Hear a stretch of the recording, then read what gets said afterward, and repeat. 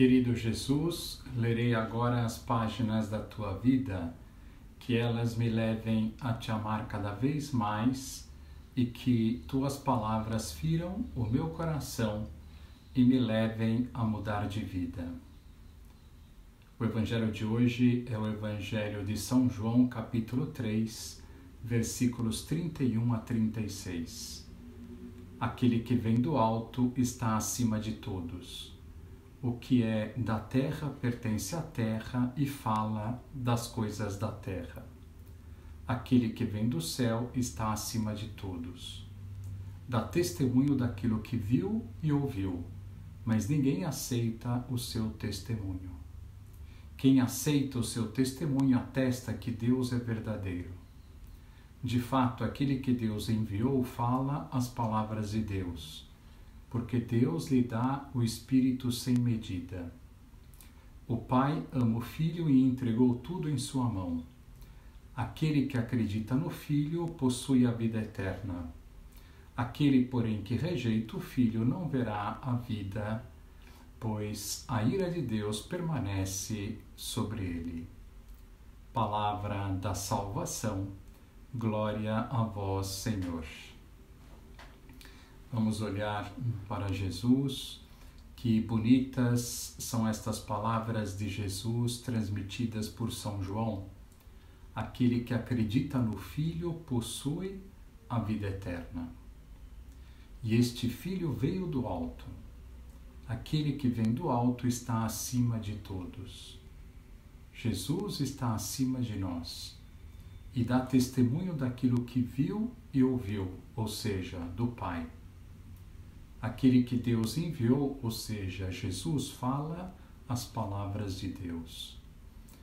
Jesus também sente dor daqueles que não aceitam seu testemunho. E diz até umas palavras fortes: aquele que rejeita o Filho não verá a vida, pois a ira de Deus permanece sobre ele. No mistério de Deus, veremos que Deus não tem raiva de nenhum filho seu.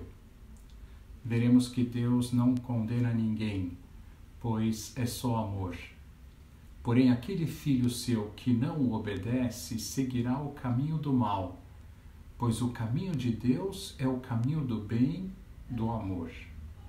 Isso é muito claro nos ensinamentos de Deus, tanto no Antigo quanto no Novo Testamento. Não há meio termo, ou seguimos o caminho do bem, ou seguimos o caminho do mal.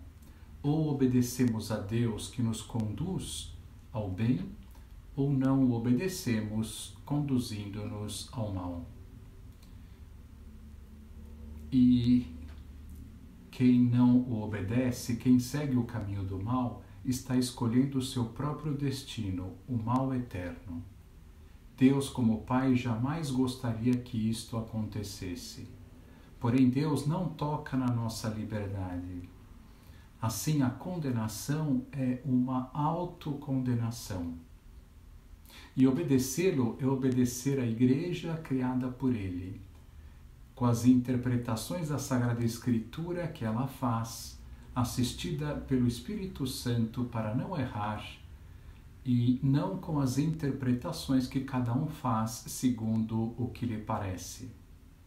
Muitas vezes as pessoas dizem: a Igreja deveria se atualizar, deveria permitir o divórcio, deveria permitir a ordenação de mulheres, deveria permitir todos os tipos de uniões entre as pessoas, etc.